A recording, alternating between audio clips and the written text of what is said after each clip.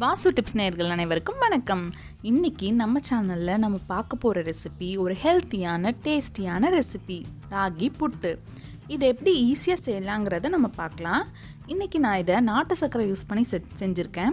So இது ஒரு கம்ப்ளீட்டாக ஒரு ஹெல்த்தி ரெசிபியாக இருக்கும். உங்களுக்கு ரெசிபிக்குள்ளே போகிறதுக்கு முன்னாடி உங்கள் சேனலுக்கு ஃபஸ்ட் டைம் வந்திருக்கீங்கன்னா சப்ஸ்கிரைப் பட்டன் கிளிக் பண்ணி சப்ஸ்கிரைப் பண்ணிக்கோங்க. பக்கத்தில் இருக்க பெல் ஐக்கானை கிளிக் பண்ணுங்கள். நான் வீடியோஸ் அப்லோட் பண்ண உடனே உங்களுக்கு நோட்டிஃபிகேஷன்ஸ் வரும். வாங்க ரெசிபிக்குள்ளே போகலாம். இதுக்கு தேவையான பொருட்கள் என்னன்னு பார்ப்போம். ராகி மாவு ஒரு 1/4 கிலோ எடுத்திருக்கேன். அது கூட நாட்டு சர்க்கரை 150 கிராம் எடுத்திருக்கேன். இன்கேஸ் உங்களுக்கு நாட்டு சர்க்கரை கிடைக்கல அப்படின்னா நீங்கள் வெல்லமை பொடி பண்ணிக்கலாம். மிக்சியில் வெல்லத்தை பொடி பண்ணிக்கோங்க, அதையும் யூஸ் பண்ணிக்கலாம். இது கூட நெய் 1 டேபிள் ஸ்பூன் அளவு எடுத்திருக்கேன். 7-8 முந்திரி பருப்பு எடுத்துக்கோங்க. அப்புறம் ஒரு 4-5 ஏலக்காய் பொடி பண்ணுறதுக்கு. துருவிய தேங்காய் ஒரு 2 டேபிள் ஸ்பூன் அளவு எடுத்திருக்கேன். இப்போ நம்ம எப்படி செய்யலான்னு பார்க்கலாம். இந்த மாவை எடுத்து ஒரு பவுலில் ட்ரான்ஸ்ஃபர் பண்ணிக்கோங்க.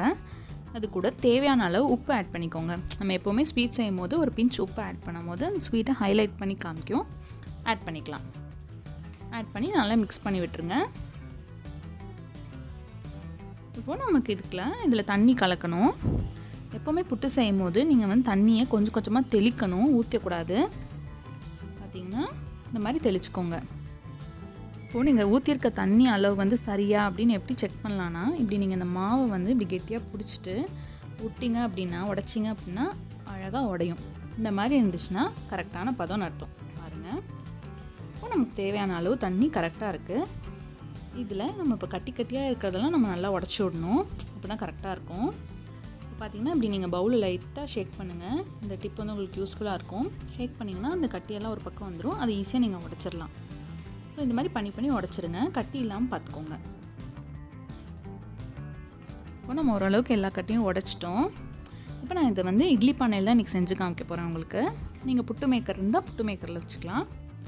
இப்போ இட்லி தட்டில் நம்ம கொஞ்சம் கொஞ்சமாக இதெல்லாம் ஸ்ப்ரெட் பண்ணி விட்டுடலாம்.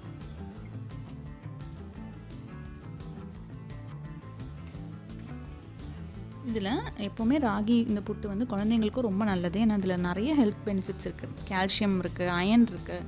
அதனால் நீங்கள் குழந்தைங்களுக்கு இந்த மாதிரி செஞ்சு கொடுக்கும்போது, கொஞ்சம் ஸ்வீட்டாக செஞ்சு கொடுக்கும்போது இன்னும் ஆசையாக சாப்பிடுவாங்க. இப்போ நம்ம இதை இட்லி பானைக்குள்ளே வைக்கலாம். எப்போவுமே நீங்கள் இட்லி பானைக்குள்ளே ஃபஸ்ட்டு கொஞ்சம் தண்ணி வச்சு நான் ஹீட் பண்ணுறதுக்கு வச்சுட்டேன். அந்த மாதிரி வச்சுட்டு அதுக்கப்புறம் நீங்கள் தண்ணி கொஞ்சம் சுட்டதுக்கப்புறம் இதை வச்சிங்கன்னா கொஞ்சம் சீக்கிரம் வேகும். நான் ஆல்ரெடி இட்லி பானையில் கொஞ்சம் தண்ணி வச்சுருக்கேன். கொதிச்சிட்ருக்கேன் அந்த தண்ணி. அதுக்குள்ளே அந்த இட்லி தட்டை வச்சுருங்க.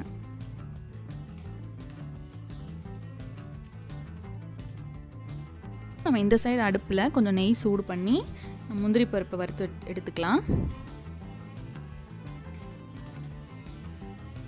எப்போவுமே நம்ம நெய் ஆட் பண்ணும்போது இந்த புட்டுக்கு நமக்கு கொஞ்சம் தொண்டையை பிடிக்காமல் ஈஸியாக இருக்கும்.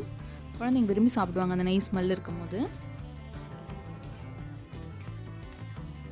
இப்போது நம்ம லைட்டாக ப்ரௌனாக மாறிடுச்சு அப்படின்னா முந்திரி பருப்பை நம்ம ஆஃப் பண்ணிடலாம்.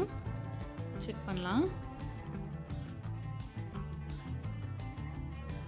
மாறிடுச்சு கலர். நம்ம இதோட போதும், நிறுத்திக்கலாம். இதில் இன்னொரு பவுலில் நம்ம பேரலாக நம்ம நாட்டு சர்க்கரை, தேங்காய் இதெல்லாம் மிக்ஸ் பண்ண ஆரம்பிக்கலாம். இது கூட நம்ம பொடியாக நுணுக்கி வச்சுருக்க ஏலக்காய் தூள் இதெல்லாம் மிக்ஸ் பண்ணி விட்டுடலாம். இப்போ ரெடி பண்ண முந்திரி பருப்பு நம்ம புட்டு ரெடி ஆகிடுச்சா நம்ம செக் பண்ணலாம். இப்போ உங்களுக்கு ராகி மாவு வெந்துருச்சான்னு எப்படி தெரியும் அப்படின்னு பார்த்தா ஸ்மெல் தெரியும். நீங்கள் திறந்தோடனே அப்படி கையில் நீங்கள் அமுக்கி பார்த்தீங்கன்னா உங்கள் கையில் ஒட்டாது. இந்த மாதிரி வரும். கை லைட்டாக நனைச்சிட்டு இந்த மாதிரி டச் பண்ணி பாருங்கள், உங்களுக்கு அது புரியும். இப்போ நம்ம எடுத்துடலாம், பிளேட்டுக்கு மாற்றிடலாம்.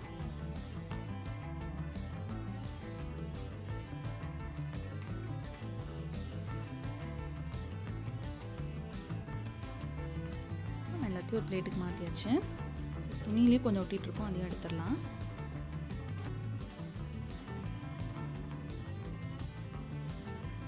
நம்ம அந்த பவுலில் இதெல்லாம் மிக்ஸ் பண்ணிடலாம்.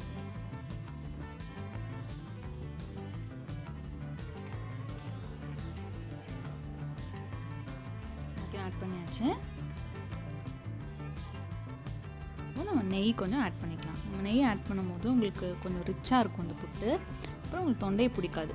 நல்லா ஈஸியாக இருக்கும் சாப்பிட்றதுக்கு. நல்லா மிக்ஸ் பண்ணிக்கோங்க. நம்ம நம்மளோட ராகி புட்டு ரெடி ஆயிடுச்சு. நீங்களும் இந்த ரெசிபி உங்கள் வீட்டில் ட்ரை பண்ணி பாருங்கள். எப்படி இருந்துச்சுன்னு எனக்கு கமெண்ட்டில் சொல்லுங்கள். இந்த வீடியோ உங்களுக்கு பிடிச்சிருந்துச்சுன்னா லைக் பண்ணுங்கள், எங்கள் சேனலுக்கு சப்ஸ்கிரைப் பண்ணுங்கள், இந்த வீடியோவை உங்கள் ஃப்ரெண்ட்ஸ்க்கெல்லாம் ஷேர் பண்ணுங்கள். தேங்க்யூ, பாய்.